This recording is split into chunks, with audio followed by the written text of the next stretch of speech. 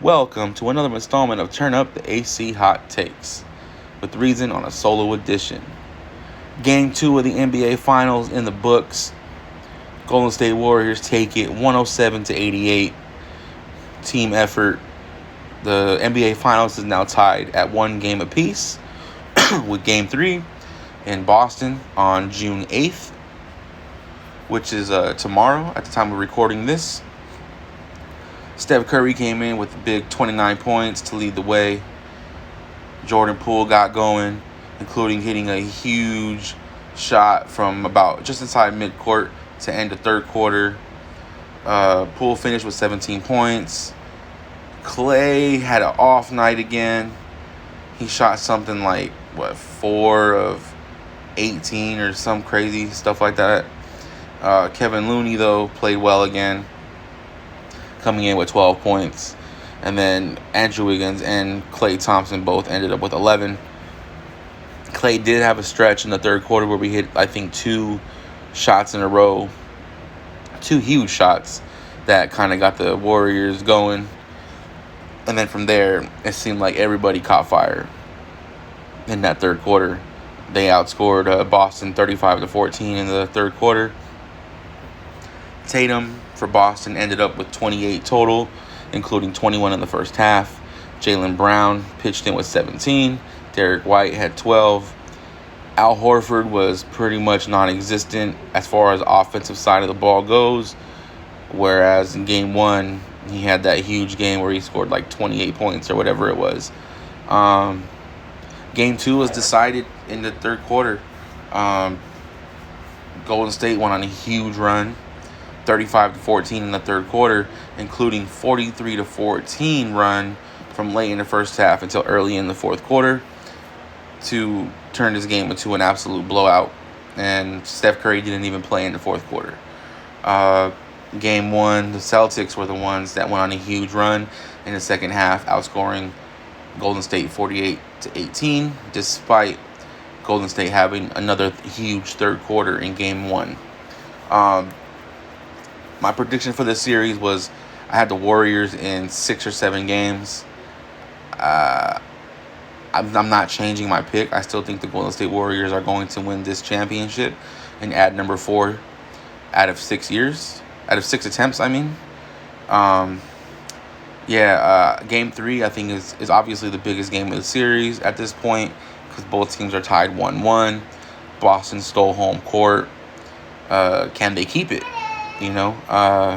Truthfully, I don't think they're going to be able to keep it. I believe Golden State is going to come into Game 3 knowing how important it is. I think they're coming in Game 3 and winning. I believe Clay is going to have an appearance. We're going to see. I feel like Clay is going to shoot a whole lot better.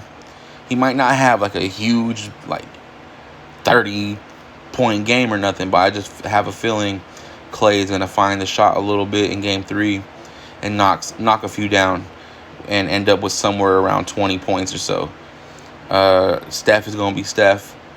And then from there, I just think the Warriors are the better team.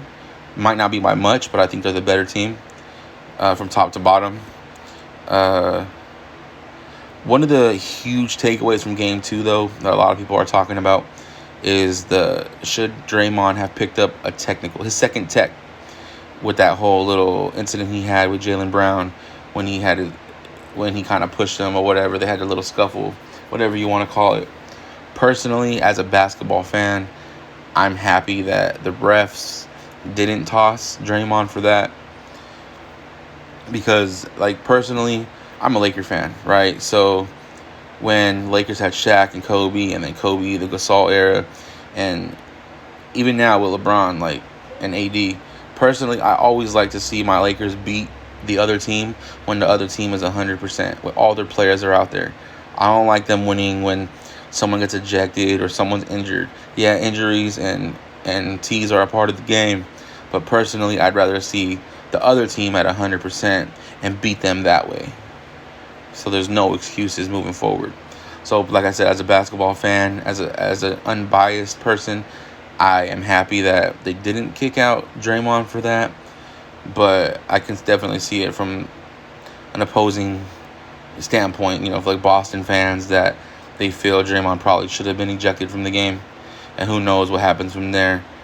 You know, you never know, because Draymond definitely is a big piece that drives Golden State. But yeah, I still got the Golden State Warriors winning the series. I believe it's going to be a long series.